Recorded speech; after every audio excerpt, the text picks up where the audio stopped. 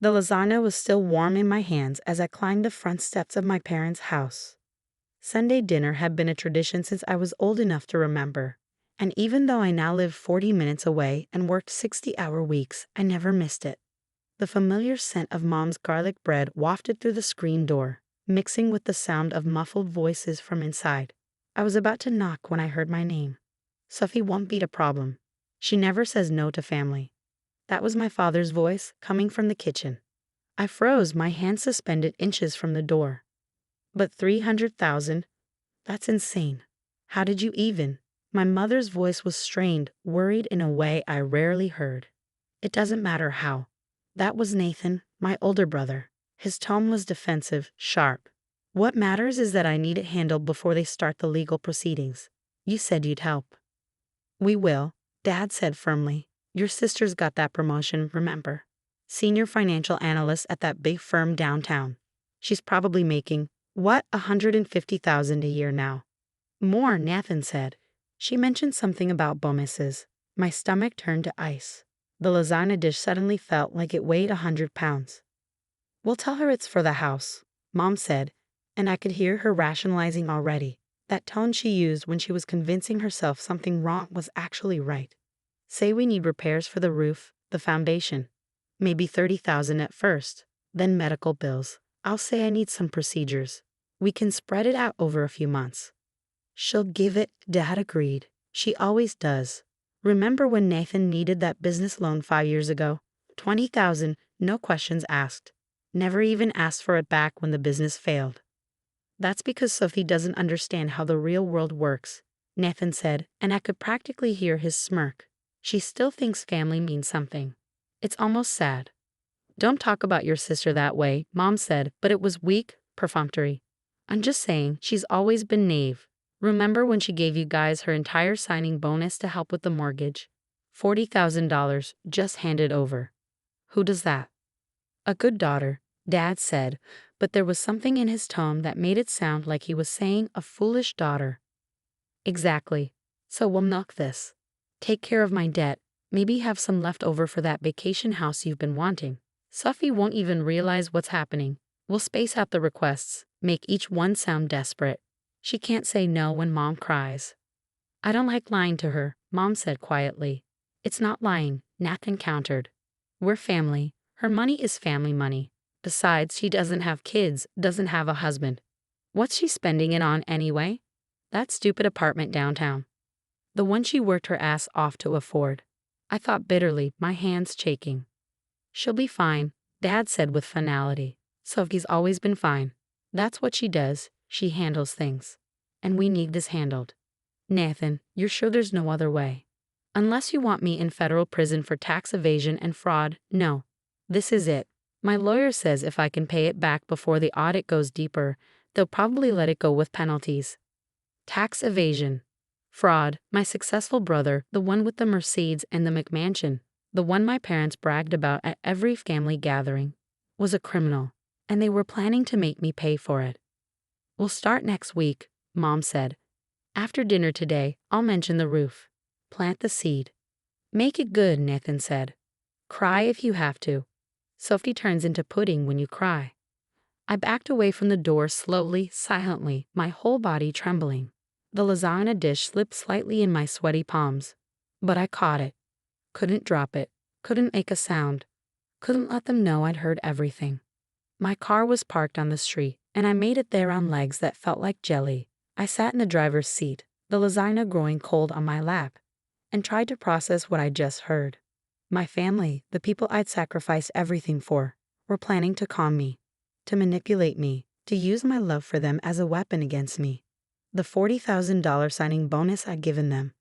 I'd lived on ramen for a year to build back my savings, the $20,000 for Nathan's business. I'd canceled the vacation I'd been planning for 3 years. Every time they needed money, I'd given it without question, thinking I was being a good daughter, a good sister. And they saw me as a mark, a naive fool to be exploited. My phone buzzed. A text from Mom. Where are you, sweetie? Dinner's ready. I stared at it for a long moment, then typed back, sorry, got called into work. Emergency audit. Rain check. 3 dots appeared immediately. Oh no. But we have something important to discuss. Can it wait? The roof. She was going to start with the roof, just like they planned. Sorry, Mom. Boss says it's urgent. Love you. I drove home in a daze, the lasagna still on the passenger seat like evidence of my old life. The life where I believed my family loved me, not just my bank account. By the time I reached my apartment, a plan was already forming in my mind. They wanted to play games. Fine, but they'd chosen the wrong mark. That night, I sat at my computer and began moving money. Every savings account, every investment, every liquid asset. I transferred all of it to new accounts they didn't know about.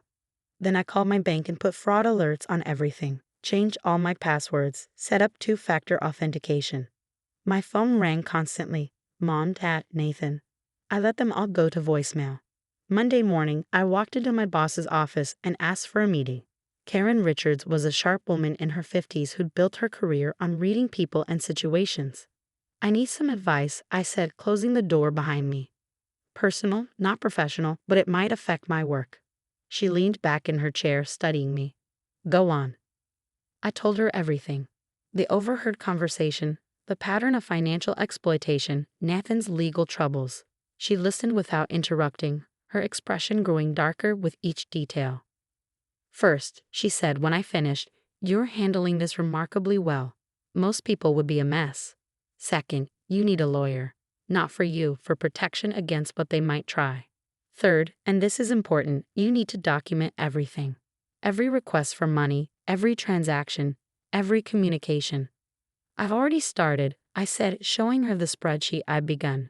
5 years of financial hemorrhaging, all laid out in black and white. Nearly $200,000, gone. Karen whistled low. Sophie, I'm going to give you some advice that's probably overstepping, but I think you need to hear it. Your family is not your responsibility. Their debts, their crimes, their choices, none of that is on you. I know, I said, though I wasn't sure I believed it yet. I'm also going to suggest something else. We have an opening in our London office. Same position, better pay, and most importantly, an ocean between you and them. Interested? London, 3,000 miles away from the family that saw me as an ATM. When would I start? Next month.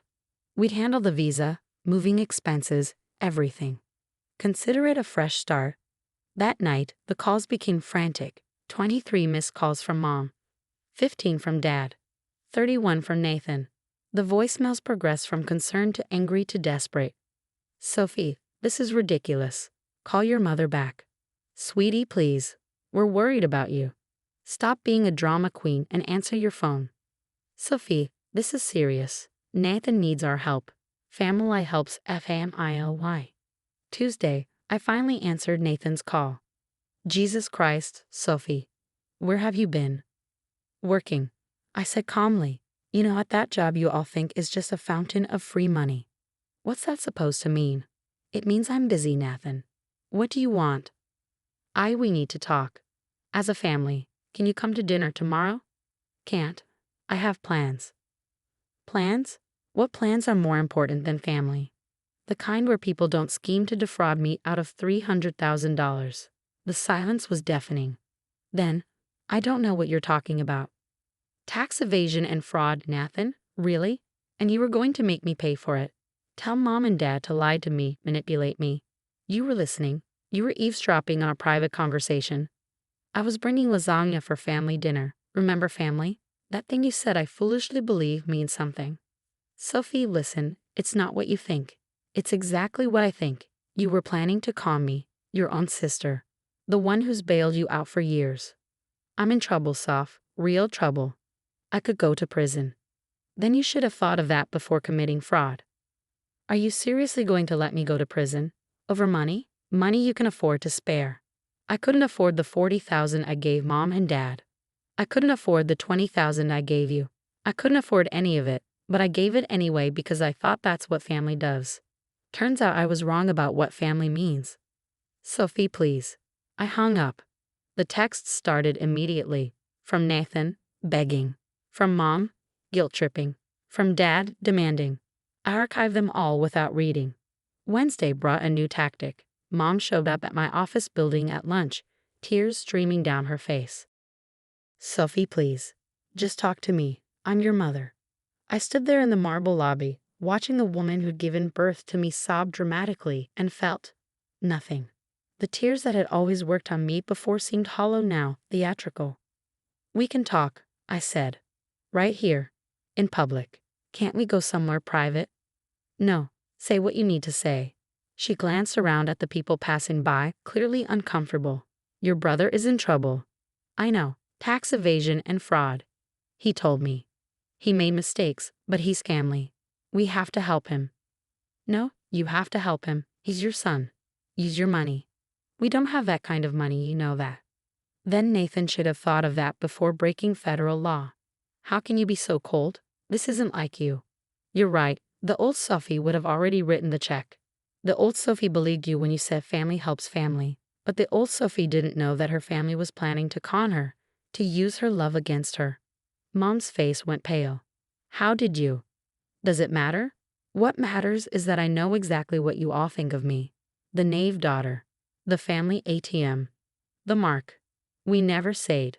She'll never say no to family. She doesn't understand how the real world works. Sophie turns into pudding when you cry. Should I go on?" "Real tears now, not the manufactured ones." "We were desperate."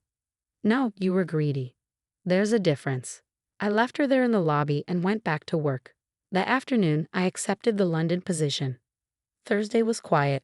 Too quiet. No calls, no texts, no surprise visits. It made me nervous. Friday, I found out why. I was packing up my desk for the weekend when security called up. "Ms. Winters, there's a process server here for you." My family was suing me for the money I'd already given them, claiming they were loans that I was now demanding repayment on, causing them severe emotional and financial distress. I looked at the papers, then laughed. Actually laughed. They were trying to legally force me to give them money by claiming I was forcing them to give me money. It was so absurd, so desperately pathetic, that I couldn't even be angry. I called the lawyer Karen had recommended. "They have no case," she said after I'd emailed her the documents. "No written agreements, no documentation. This is harassment, plain and simple. We'll countersue if you want." "No," I said. "I don't want their money. I just want them gone." That weekend, I started packing, not just for London, but for a new life. One where love wasn't transactional, where family meant more than shared DNA, where I wasn't valued solely for my bank account. Nathan called one last time from a number I didn't recognize. "You're really going to let me go to prison?" "I'm not letting you do anything, Nathan. You're going to prison because you committed crimes. That's called consequences. I could lose everything. I've already lost everything. My family, my trust, my faith in the people who were supposed to love me. But you know what? It's liberating. I don't have to pretend anymore that you all care about me as anything more than a checkbook." "That's not true. Nathan, you literally sat in Mom's kitchen and planned out how to manipulate me. You laughed about how naive I am, how I don't understand the real world. Well, congratulations. I understand it now. Sophie, please, I'm begging you." "Beg someone else. I'm done." I hung up and blocked the number. The movers came on a Tuesday. I watched them pack up my life, each box a step further from the family that had used me. My phone had been silent for days. They'd finally given up. As I was doing a final walkthrough of my empty apartment, I found a lasagna dish in the back of a cabinet. The one I'd been carrying that Sunday, full of food made with love for people who saw me as nothing more than a resource to be exploited. I threw it in the trash. At the airport, waiting for my flight to London, I got one last text from an unknown number. I almost deleted it unread, but curiosity won. It was from my mom. "I'm sorry, not for needing help, but for how we planned to get it. You deserved better. I hope someday you can forgive us." I stared at it for a long time, then typed back, "I hope someday you can deserve forgiveness." Then I turned off my phone and boarded the plane. 6 months later, I got word through my lawyer that Nathan had been sentenced to 18 months in federal prison. My parents had lost their house trying to pay for his legal defense. They'd moved in with my aunt in Florida. I felt nothing. No satisfaction, no guilt, no anger. They were strangers now, people I'd once known in a different life. My new life in London was everything the old one wasn't. I had colleagues who became real friends, relationships built on mutual respect rather than exploitation. I learned to trust again slowly, carefully. And sometimes, on quiet Sunday mornings, I'd make lasagna just for myself, remembering the girl who used to carry her heart in a casserole dish, hoping this time her family would see her as more than just a bank account. That girl was gone now. In her place was someone stronger, someone who understood that sometimes the most loving thing you can do for yourself is walk away from people who only love what you can give them. Family isn't about blood. It's about who shows up for you without checking your bank balance first. And sometimes the only person who truly shows up for you is yourself. That's the real world. And now, finally, I understand it.